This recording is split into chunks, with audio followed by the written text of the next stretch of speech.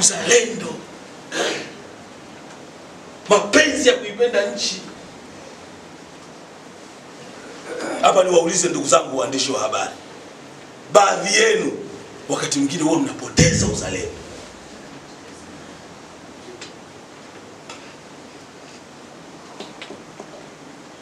Tumeambiwa na hata Askofu Sekelwa, sisi kwenye kamati yetu tumetajirika. Tuna mtu anaitwa Askofu Sekelwa, dokta. Sio yeye tunamuita Trump. Kwa sababu Marekani anaenda kama yule unavyoenda Buhongwa vile. Tuna mtu anaitwa Askofu Elias hapa ndani. Dada yangu hapa Bi Upendo. Marekani anaenda kama anaenda zake Nyegezi. Wanatuambia kuna maeneo vyombo vya habari havitangazi.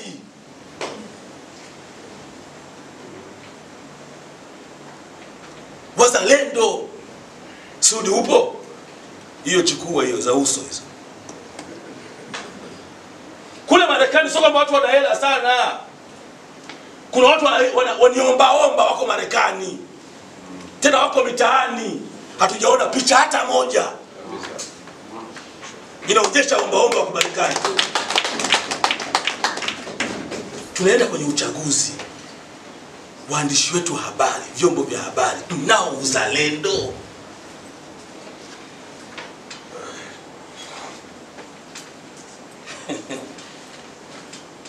Sisi ni kawaida, hata rais wa nchi anavuliwa nguo tu. Na waandishi wanaandika front page. Rais. Hivi unajua maana ya rais? Rais ni cream. Yaani ukitaka kujua tafsiri ya rais ni maziwa. Hapo yale maziwa huwa yanaganda. Katikati huwa yana kitu kinaitwa kiini. Yaani Watanzania mlijikusanya mkasema huyu. Yote tumebaki huku makapu. Huyu. Rais ni yai la kuku wa kienyeji.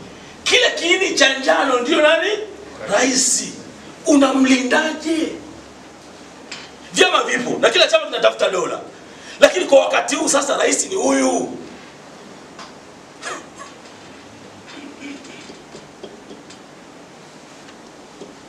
Narudi kule. Mtume wetu alilia sisi kwa kuipenda nini? Nchi yake.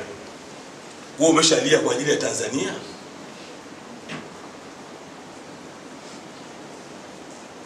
Kuna matukio yanatokea Habibu na uwawa, sio na nini? Kuna watu wanaandika kama vile sherehe vile. Mnaiua nchi. Nchi inapoteza sura. Sasa sisi kama viongozi wa dini, haya ni mambo lazima tuyaseme. Sasa mtume ilikuwa watu wanaelekea wapi? Quds. Lakini kwa mahaba ya kuupenda mji wake bwana mtume, alipofika Madina mtume anahama, akawa anahangaika, anatamani na mji aliozaliwa hata kama amefukuzwa, na kwa kuwa pale kuna sharafu ya Al-Kaaba, basi watu wakisali waelekee Al-Kaaba iliyoko Makkah. Mtume akiwa katika mji unaitwa Quba, chukua hiyo. Mji unaitwa Quba, akiwa amefika pale kwenye sala ya dhuhuri, Gabriel au malaika Jibril yajubu sama, anapasua anga, anakuja kwa mtume, halafu anamsomea aya hii. Chukua hiyo. Mungu anasema qad nara taqalluba wajhika fis samai falanuwalliyannaka qiblatan tardaha. Tuko pamoja? Muhammad, sisi tumeona wewe unahangaika kila wakati, hauna raha moyoni, unahangaika, unasema watu wangeelekea na Maka, tunaelekea tu Palestina, tungeelekea Maka. Sasa Mungu kaona zile kamera za kimbingu zimekuona tabu unayoipata wewe, satellite ya Mzee Godi yamekuona, yanafichua siri. Sasa siri ipi? Sasa elekea Maka, usielekee Quds.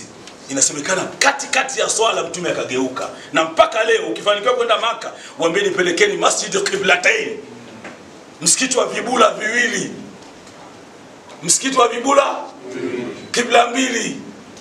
Askofu usichukie, kwa sababu mimi wakati mwingine naongea na hawa mashehe zangu ili wakienda kule mawilaya na sehemu zingine wasishindwe kueleza haya.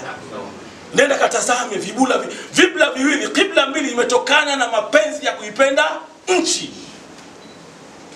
Na mpaka leo umetunzwa msikiti huko.